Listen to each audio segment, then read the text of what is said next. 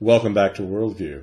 It's time for the Monday line, only this time it's on Thursday. That's when it was printed, and it'll be shown on Saturday, so go figure. I'm Dennis Campbell. Artificial intelligence. It's not just for right-wing congressmen anymore. Pew Research on Tuesday of last week released a poll saying that 56% of Americans said, go ahead and investigate terrorism, even if it intrudes on privacy.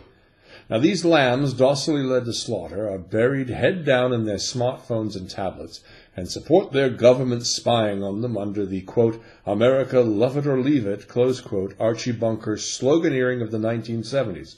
Why? Because no one thinks they've ever done anything suspicious or wrong, or would ever become the subject of a terror investigation. Until they do, and then they disappear.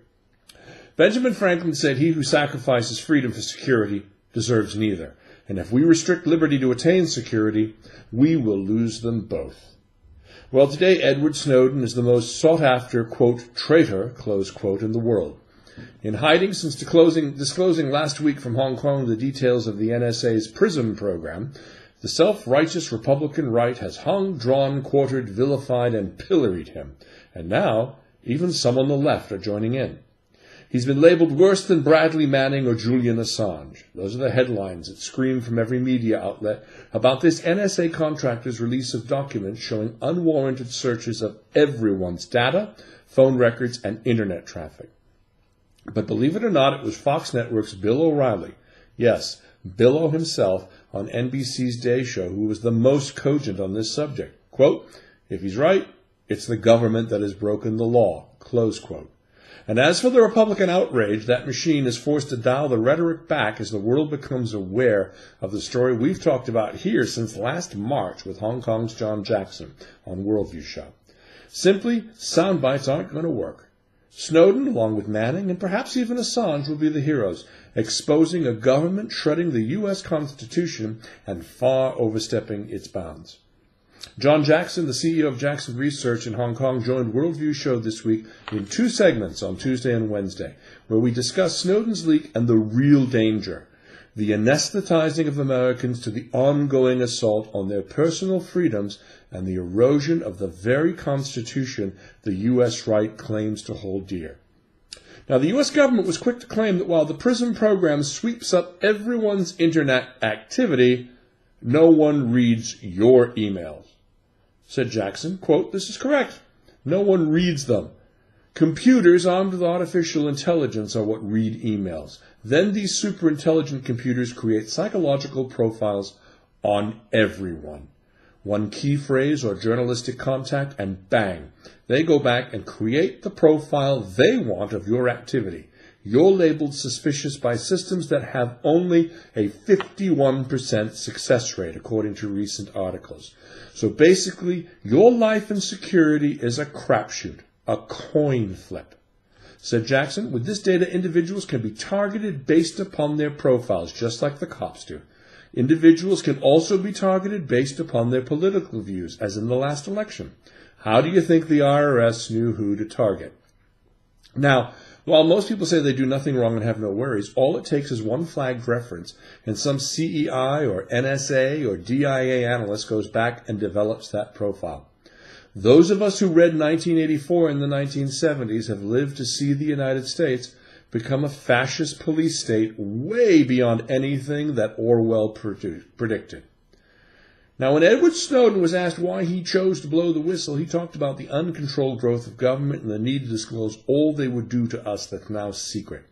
In this post-9/11 world, people have willingly given up rights because governments, under the guise of catching the bad guys, saying the threat is everywhere, and unless we have complete access to everyone, we'll get them. That's what they've asked for, that's what they've got. So under the Patriot and FISA Acts, we allowed an unconstitutional seizure of power by those who write policy. Instead of elected officials passing laws out in the open, the executive branch under George Bush and now President Obama have created policy justifications for waging unlimited, undeclared wars. The suspended rights out there are to protect us, and since the enemy is everywhere amongst us, we have to do this. But in doing this, they've created policies to override 200 plus years of constitutional law. That is absurd.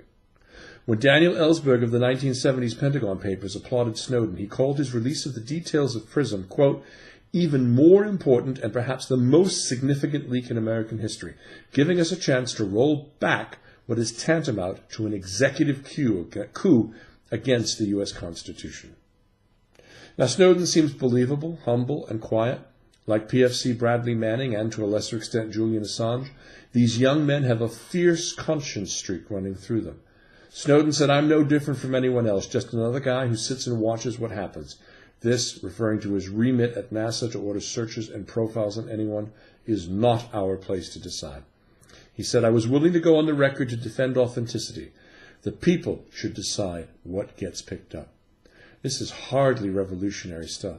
He simply wanted to do the right thing and now faces a lynch mob, along with the freedom-fighting journalist Glenn Greenwald, for doing what every citizen of every nation around the world should do: demand accountability from those placed in power. The U.S. government instead wants blind obedience. So the government was protecting our freedoms by taking them away? What a load of bullshit. I'm convinced our phones and tablets, which ironically track and spy upon our own every move, are part of a plan more sinister than Orwell's 1984. John Jackson has talked about future versions of the HTTP code language, 7 through 9. They're coming with even more ability for governments to seize and shut down the internet much faster than the Egyptians did in Tahrir Square, and Assad has done several times in Syria. We're being anesthetized and zombified by celebrity, games, and trivia. You cannot walk down any street without running the risk of knocking over someone with their head down texting or updating a Facebook status. These handheld supercomputing devices are more powerful than any computer NASA used to land a man on the moon, and we have them in our hands every day. Why? Let's be very clear here. This is not Orwellian. It's Stalinist.